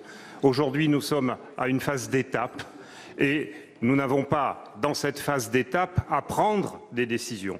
Nous sommes à l'écoute. D'ici un mois, un rapport sera soumis et nous aurons à prendre un certain nombre de décisions. Vous avez parlé à juste titre de la question de l'image. Je rencontrais hier la présidente de France Télévisions, Delphine Ernotte, pour travailler avec elle sur la définition de nouveaux moyens pour revaloriser au niveau de l'image ces territoires dans lesquels il y a aussi beaucoup de belles choses. Et nous avons l'impérieuse nécessité de travailler ensemble pour les valoriser. C'est aussi ce que fait le gouvernement. Je vous remercie.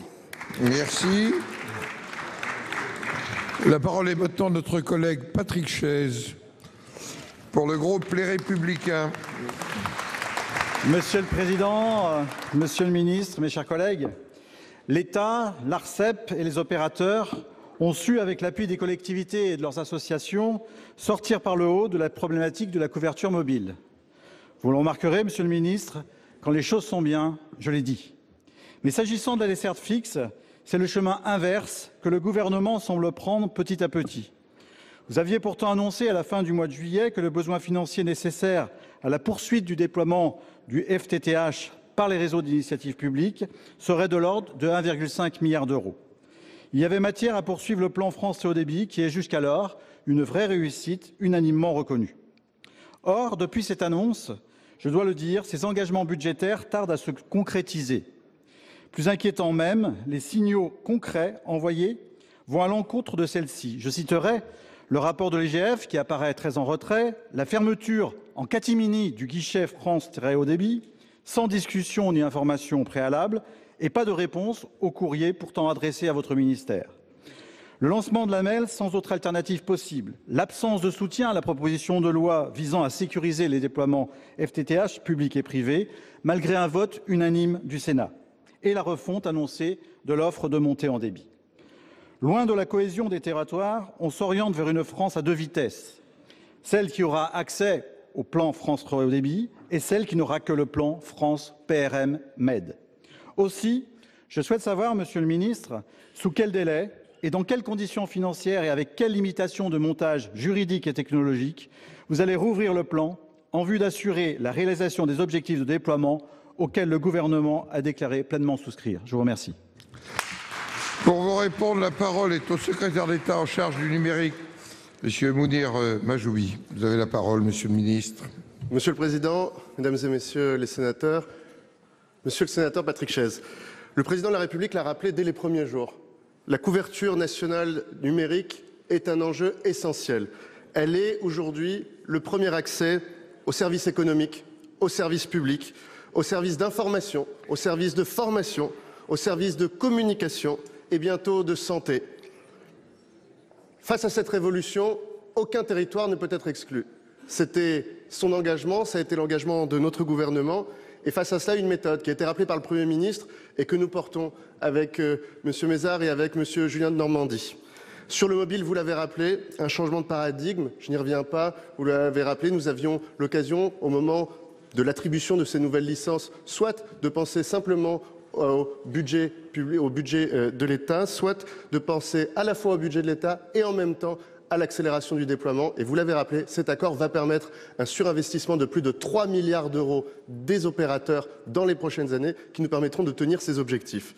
Concernant la couverture fixe, la méthode, c'était celle du changement de braquet, c'était celle de l'accélération. Nous avons consolidé l'intégralité de l'engagement des 3,3 milliards d'euros du plan Très Haut Débit. Nous avons mobilisé près de 300 millions d'euros et nous avons conforté, sans jamais trembler, la signature de l'intégralité des réseaux d'initiative publique qui étaient en cours. À l'époque, vous aviez posé une question en vous inquiétant pour ces réseaux d'initiative publique. Ils sont maintenant tous sécurisés et tous en cours de déploiement. Pour les territoires ruraux, c'est 9 millions de locaux où le très haut débit par la fibre optique sera tiré jusqu'à au local. C'est 1 million de locaux qui seront tirés jusqu'au centre du village. Et grâce au mix technologique, grâce à la diversité des choix technologiques, c'est bien 100% des Français qui seront couverts en THD d'ici 2022. Et pour beaucoup, ce sera bien avant. Alors, la volonté aujourd'hui de mobiliser intelligemment les ressources publiques autour des nouveaux dispositifs de l'AMEL, c'est ce qui va nous permettre de penser l'après 2022. Et c'est tout le dialogue qu'il y a aujourd'hui. Alors, ce n'est pas une fermeture, c'est un engagement à penser le futur ensemble. Monsieur Chaise, pour quelques secondes. Oui, Monsieur le Ministre, on est tout à fait d'accord sur le bilan, et vous l'avez très bien fait, et je le partage. Néanmoins, l'inquiétude, elle est effectivement sur l'avenir, parce qu'en disant ce que vous venez de dire, vous venez de reconnaître qu'on n'a pas prévu le fait que l'ensemble des habitants de ce territoire, de tous nos territoires, notamment des territoires ruraux, bénéficieraient d'une desserte de qualité par la fibre optique, ce qui était pourtant un engagement. C'est un engagement du président de la République. Il a affirmé que d'ici 2025, on aurait la société du gigabit, et force de constater qu'on n'y sera pas. La parole est maintenant de notre collègue Joëlle Garriaud-Maylam pour le groupe Les Républicains. Monsieur le Président, Mesdames et Messieurs les ministres, mes chers collègues, le Président de la République a choisi cette journée de la francophonie pour dévoiler son plan en faveur de la langue française. Il était en effet urgent de passer du discours aux actes. Comment peut-on se faire le chantre de la francophonie tout en coupant de 33 millions d'euros les budgets consacrés à l'Agence pour l'enseignement français à l'étranger en supprimant les postes de professeurs? N'est-il pas contradictoire de vanter le français comme langue d'avenir et de parler anglais dans les grandes enceintes internationales où il y a pourtant d'excellents interprètes? Alors qu'un grand plan est en train d'être dévoilé, je veux mettre en garde contre une approche trop jacobine. La francophonie ne peut plus être un instrument piloté par le Quai d'Orsay ou l'Élysée. Tant que nous la concevrons comme une stratégie impulsée par Paris, nous nous couperons des pays francophones. La francophonie se construirait alors sans nous, alors que la francophonie du XXIe siècle se doit d'être agile, pragmatique, en perpétuelle adaptation aux attentes locales. Il ne s'agit pas de considérations théoriques. L'indépendance du réseau de nos 834 alliances françaises est aujourd'hui menacée. Un placement sous tutelle du Quai d'Orsay ou des instituts français serait une erreur stratégique et un très mauvais signal envoyé aux francophones et aux autorités des pays où sont implantées les alliances.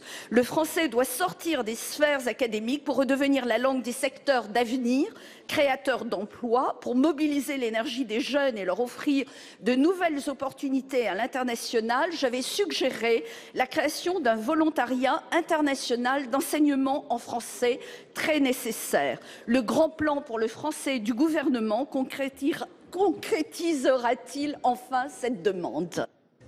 Pour vous répondre, la parole est à la ministre chargée des Affaires européennes, Madame Loiseau. Monsieur le Président, Mesdames et Messieurs les sénateurs, Madame la sénatrice Joëlle Garriaud-Maylam, vous l'avez dit, le Président de la République est en ce moment même à l'Académie française pour présenter la nouvelle stratégie de la France pour la promotion du français et du plurilinguisme dans le monde. Et je crois que ce qu'il annonce répondra à vos attentes.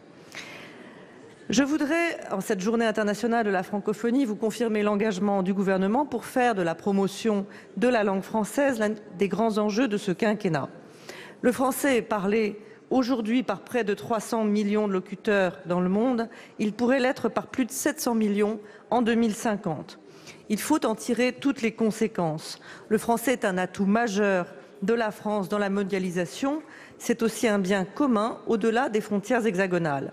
Cela doit nous conduire à décentrer notre regard sur le français, qui est autant une langue d'Afrique et d'ailleurs que de France. Il nous faut aussi prendre la pleine mesure du défi éducatif sur ce continent. Il nous revient de conforter notre capacité de rayonnement et notamment grâce à ces magnifiques outils que vous avez cités et que sont les lycées, les alliances et les instituts français. S'agissant des alliances françaises, le Président de la République a émis le souhait qu'il y ait 10 ouvertures d'alliances françaises par an et que les crédits alloués à ces institutions soient sanctuarisés. S'agissant des lycées français, le Président a annoncé qu'il comptait doubler le nombre d'élèves dans les lycées français à travers le monde. Nous devons relever 2 défis. Renouveler notre capacité à atteindre de nouveaux publics d'une part, accélérer la prise de conscience francophone en France même d'autre part. En cette journée internationale de la francophonie, vous me permettrez de rendre hommage à votre mobilisation sur ce sujet et de saluer vos idées, notamment la création d'une cité de la francophonie à Villers-Cotterêts et l'idée d'un volontariat international d'enseignement en français que vous venez de rappeler. Ces 2 idées viennent d'être reprises par le Président de la République, comme il vient d'en faire l'annonce il y a quelques instants. Je vous remercie. Merci. Monsieur le Premier ministre, Mesdames et Messieurs les ministres, mes chers collègues, merci. Les prochaines questions d'actualité, mardi 27 mars, 16h45. Voilà pour cette séance de questions d'actualité au gouvernement que vous avez pu suivre en direct sur notre antenne. On va retrouver tout de suite Quentin Calmet qui a suivi les débats pour nous depuis la tribune de presse de l'hémicycle. Quentin, qu'en avez-vous retenu ? Eh bien, on entame en particulier cette semaine les questions ciblées sur l'actualité sociale. Avec par exemple cette question de Rachid Temal, le sénateur socialiste de Paris, sur les baisses de pouvoir d'achat. Il a égrené la baisse des APL, la hausse de la CSG, la baisse des contrats aidés, la réforme de l'ISF. Selon Rachid Temal, le gouvernement fait, je cite, de la solidarité, inverser sa marque de fabrique. Édouard Philippe, lui, a répondu avec une autre énumération. Hausse du minimum vieillesse, hausse des allocations handicapées et d'ajouter que sur d'autres sujets comme l'hôpital et la SNCF, des décisions importantes, je cite, n'avaient pas été prises depuis trop longtemps. Une réponse qui préfigure la position du gouvernement à 48 heures d'une importante journée de mobilisation. Autre question concernant le renforcement des contrôles et des sanctions envers les demandeurs d'emploi. Les communistes regrettent la stigmatisation des chômeurs dans le nouveau plan annoncé hier par le gouvernement. Pascal Salvodelli s'exclamant « Ce ne sont pas les chômeurs qu'il faut battre, mais le chômage ». Et Muriel Pénicaud, la ministre du Travail, lui a répondu en insistant sur les 15 milliards consacrés à la formation, mais aussi sur l'expérimentation d'un journal de bord. Mais une formule a provoqué la bronca à gauche. La ministre a affirmé qu'une minorité de demandeurs d'emploi nuit à l'image des chômeurs et cela décourage les autres salariés. Fin de citation. Voilà Delphine pour ces moments forts. Aujourd'hui, des questions d'actualité consacrées beaucoup donc aux questions sociales. Merci à vous Quentin pour toutes ces précisions. On va continuer d'analyser l'actualité en plateau avec mes invités. J'ai le plaisir d'accueillir Jean-Jacques Lozach. Bonjour, vous êtes sénateur socialiste de la Creuse. Face à vous Alain Marc. Bonsoir, sénateur Les Indépendants, République et Territoire de l'Aveyron. Première question pour vous Alain Marc, puisqu'on a entendu effectivement Rachid Temal, le sénateur socialiste du Val-de-Marne, du Val-d'Oise, expliquer qu'il y avait une sorte de solidarité inversée dans les réformes du gouvernement. Est-ce que vous partagez cette analyse ? En tout cas, ce que je peux dire, c'est qu'il y a une petite musique, que l'on soit sénateur des villes comme M. Kemal ou sénateur des champs, comme nous deux d'ailleurs, cette petite musique qui veut que, effectivement, qui dit que aujourd'hui, les retraités qui regardent, hélas, leurs revenus le voient amputé avec cette hausse de la CSG. Et sachez que chez nous, en milieu rural, nous avons beaucoup de petites retraites. Et c'est vrai que ceux-ci, aujourd'hui, sont particulièrement mécontents. Le gouvernement ne les entend pas suffisamment, ces retraités qui manifestaient dans la rue la semaine dernière ? Alors, certains manifestaient, mais ils sont beaucoup plus nombreux à être mécontents sans manifester. Nous ne sommes pas dans des territoires où nous manifestons ouvertement notre mécontentement. Mais cette petite musique-là parvient jusqu'à nous, nous qui faisons quand même les marchés, qui sommes toutes les semaines dans nos circonscriptions. C'est quelque chose que nous entendons très, très souvent. Que vous inspire cette frénésie de réforme ? Est-ce que le gouvernement doit ralentir le rythme, justement, de transformation du pays, Jean-Jacques Lozach ? Ce pays mérite effectivement un certain nombre de réformes, un certain nombre de transformations, mais il y a un certain nombre de précautions qu'il faut prendre. Et je crois que l'élément dominant de l'actualité, c'est cette grogne sociale. Parce que je crois qu'il y aura beaucoup de monde dans la rue jeudi prochain. En effet, par-delà la défense des services publics, des fonctions publiques, parce qu'il n'y a pas simplement la fonction publique d'État, mais également la fonction publique Jean-Jacques Lozach, puisque Saverien Rojek est avec le Premier ministre Édouard Philippe, on l'écoute. Par le gouvernement, parce qu'elle correspond aux engagements qui ont été pris par le président de la République, aux engagements que nous avons pris pendant la campagne législative, et que je pense profondément que dans notre pays, il faut que le travail paye, c'est-à-dire faire en sorte que nous puissions transférer du pouvoir d'achat vers les actifs. Il se trouve que dans la réalisation de cette mesure, il y a forcément, et c'est toujours le cas, un certain nombre de coutures qu'il faut vérifier, bien mettre en œuvre. C'est ce que j'ai indiqué ce matin, et c'est ce que va faire le gouvernement, c'est à quoi nous allons travailler. Un mot très rapidement sur la réforme des institutions. Vous avez rendu... Je vous laisse aller, merci. Merci Saveria. On parlait effectivement avec vous, Jean-Jacques Lozach, de cette grogne sociale qui monte. Est-ce que cette fois, ça va vraiment être la première épreuve de force sociale pour le gouvernement? C'est qu'il y a eu déjà des réformes, notamment celle du Code du travail, qui n'ont pas mobilisé forcément l'opinion publique. Mais je pense que jeudi, on va assister effectivement à un mouvement social d'une grande ampleur. Ça va être le premier véritable mouvement social depuis l'élection présidentielle. Tout simplement parce que la toile de fond de l'état d'esprit aujourd'hui qui prédomine, c'est un sentiment d'injustice. Donc il y a fort à parier pour que par-delà les défenseurs des services publics, jeudi prochain, on ait par exemple dans la rue beaucoup de retraités.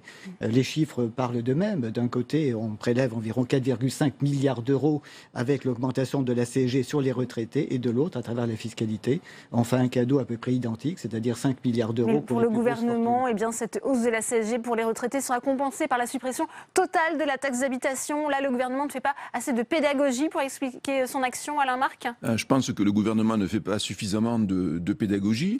Et puis j'ajouterais qu'à cette grogne sociale, il y a aussi une certaine dichotomie. On a vraiment l'impression que beaucoup de choses sont faites pour les villes, et nous qui habitons dans des territoires ruraux, le sentiment d'abandon qui prédomine donc déjà chez les retraités qui ont de faibles retraites chez nous, ce sont des agriculteurs, ce sont des artisans et des petits commerçants, eh bien, il se trouve encore accentué parce que les services publics, hélas, aujourd'hui, nous semblent un petit peu abandonnés. Et je crois que, alors on a parlé des petites lignes de chemin de fer auxquelles on ne toucherait pas, mais on ne connaît pas encore les modalités de cette non-suppression. Tout ça va être renvoyé aussi aux régions.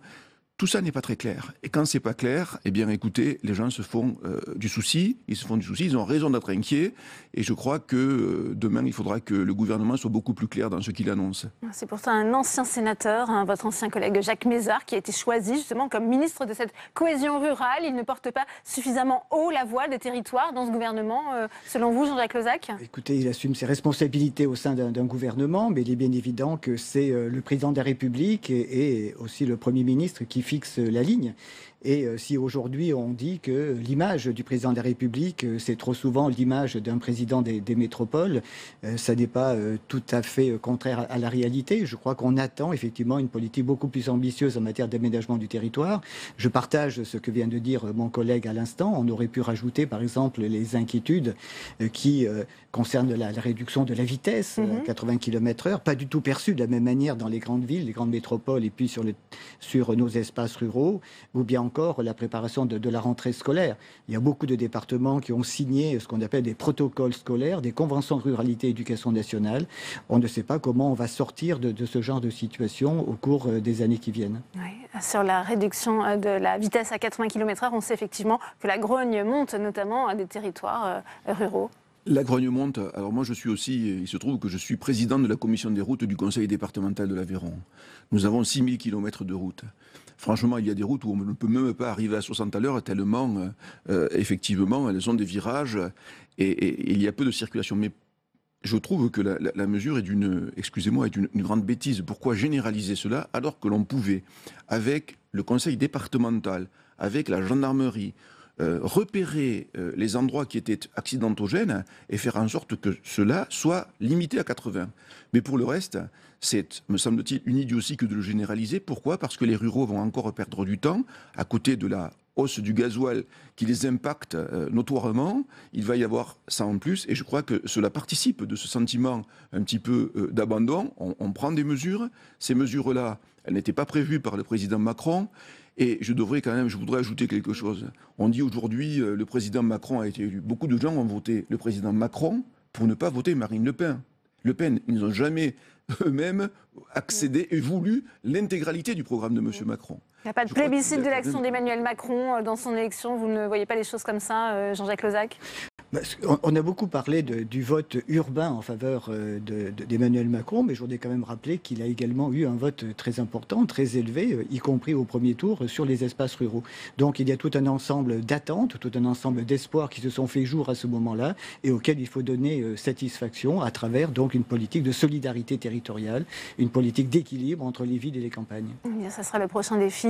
On l'entend à travers vous pour le président de la République, cette solidarité territoriale. Merci à tous les deux d'être venus sur le plateau de Public Sénat. C'est la fin de cette édition. Merci à vous de l'avoir suivi. À 18h30, on va plus loin, présenté par Rebecca Fitoussi. Très bonne soirée et à demain.